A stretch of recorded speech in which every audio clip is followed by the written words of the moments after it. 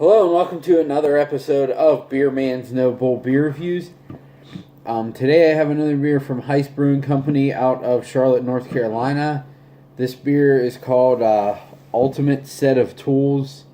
I'm assuming this is a movie reference, but I don't know what it is. I didn't bother to look it up. It's a Hazy Pale Ale, 6.1 ABV. That's all I got on it, so let's crack it open and see what we got.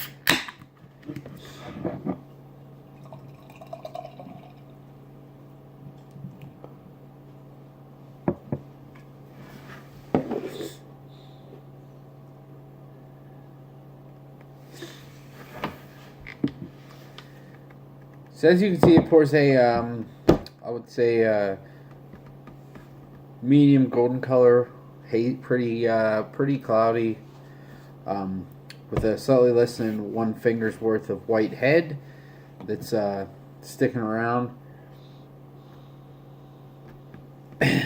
Interesting. This is way more resinous than most Heist beers that I've had. It smells very green and almost like really like pulpy orange juice, like that bitter pulpy aroma. But it's really dank smelling. I'm curious. I have to look up what hops are in this now because it just smells a lot different than most of the stuff that Heist does. And I'm not really getting any of that kind of just like that like milk sugar vanilla character that I usually get from their beers either, at least in the aroma. So I'm pretty curious. It smells pretty nice.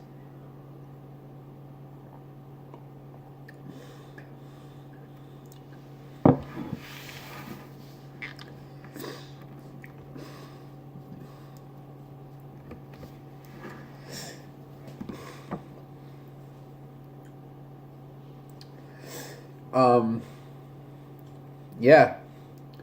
The flavor is definitely following suit with the aroma. I am catching a little bit of the general sweetness that Heist beers have a lot of times, but it still follows suit with the aroma. It's pretty dank, but it is also like resinous and almost. To me, it has a little bit of that aspirin taste that Amarillo has, so I would bet a good bit of money that there's Amarillo in this. I could almost always pick out Amarillo in a beer. I would say this is like Amarillo.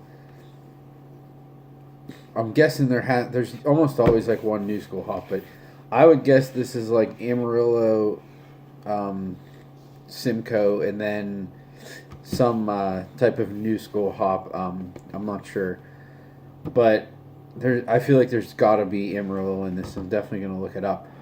So if you like Amarillo, you really like this because I think that's probably the predominant hop flavor in it.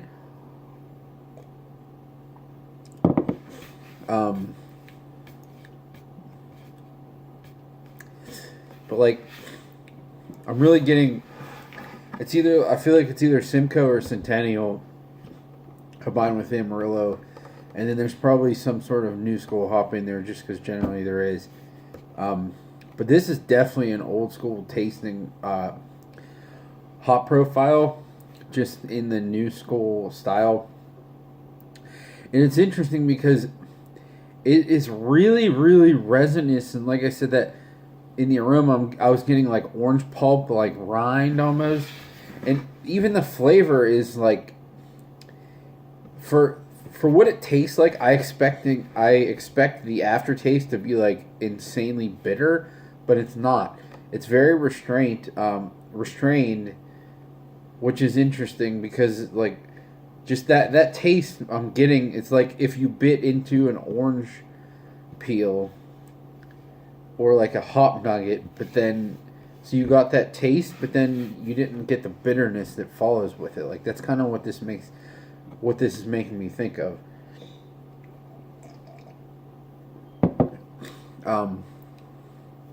But this is a lot different than most of the hoppy stuff that they've done. And it's not my favorite hoppy beer that they've done, but it's definitely up there. And I just really appreciate the fact that it's different. Because a lot of their stuff to me tastes pretty similar. Their stuff's really interesting because I think a lot of it is just a little too sweet. Where the sweetness almost detracts from the hop flavor. But then the ones that aren't as sweet, like this, and I'm trying to think, one they did somewhat recently was the Mo Citra. Sorry, the Mo Citra Matueka Problems. That beer was really, really good. And when they can somehow scale back that sweetness and really let the hop shine, they make some pretty good IPAs. But that, to me, that's the balance in their thing. Sometimes they can do it, sometimes they don't. I really don't know what, unless it's intentional, which is possible. But I don't know why, like the majority would be that one way, and then sometimes they don't do that. I don't know. But I would buy this one again. This is pretty good, and I like the fact that it's 6.1. It actually tastes bigger than it is. Not that it's like boozy, but it just all around it has some heft to it, and the flavor. I know you can get big flavor in a pale ale too, but just the flavor and the full body that it has, I would say. I'm surprised it's only like just above 6%. But that's a good thing, you know. I like when it's packed with flavor, but not real strong. So I would definitely buy this again. I think it was like $4.50 a can, but I bought it at a bottle shop, so that's probably a little higher than usual.